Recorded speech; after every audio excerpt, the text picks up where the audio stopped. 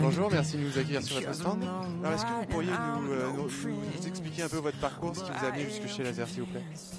Écoutez, après des études commerciales, j'ai eu un long parcours dans l'IT pendant un peu plus de 15 années et j'ai rejoint Laser donc, pour m'occuper du business développement, donc de l'ensemble des acteurs de l'e-commerce. Et donc, bon, là on est au salon du e-commerce. Donc, est-ce que pour Laser, quelle est la vision du e-commerce, de l'avenir aujourd'hui, bien sûr, et demain?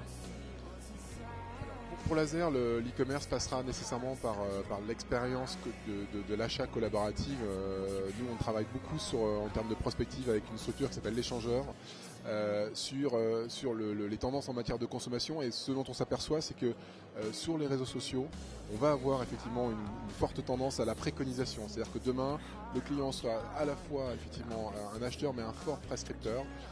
C'est quelqu'un qui aura un œil critique, qui sera effectivement, que ce soit en amont de l'achat ou en aval, en mesure j'ai envie de dire, d'interagir avec le site marchand et vraiment de pousser, de demander des choses. J'ai envie de dire de plus être simplement, il sera un consommateur. Il sera acteur de la consommation et c'est quelqu'un qui sera en mesure finalement d'influer sur l'offre qui va être proposée par le marchand. Donc il sera en recherche de quelque chose d'extrêmement personnalisé et c'est vraiment autour de ces sujets-là aujourd'hui qu'on travaille. Et une petite question rapide pour réagir sur ce que vous venez de dire. Donc pour vous, en fait, maintenant, le consommateur est presque au même niveau que le marchand.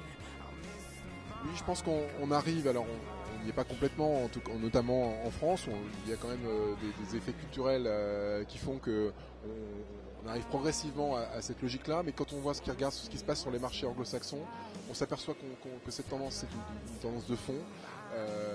Et les acteurs aujourd'hui, comme Twitter par exemple, si on prend cet exemple-là, l'ont bien compris, à travers la démarche de monétisation qui accompagne leur réflexion. Et nous, on va arriver finalement, que ce soit sur le m-commerce, le paiement sur mobile, ou via effectivement l'arrivée via les réseaux sociaux des consommateurs sur les sites. Je pense qu'on va arrêter réellement dans cette démarche. Écoutez, merci beaucoup de nous avoir accueillis sur votre stand et puis on espère vous revoir l'année prochaine. Merci.